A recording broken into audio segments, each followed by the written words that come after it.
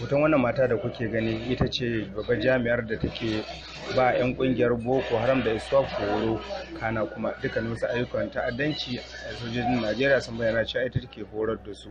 Sai wannan kuma wannan dattijon da kuke gani shi ma alaramma ne malamin su wanda ke zama dan leƙen asiri ga 'yan kungiyar.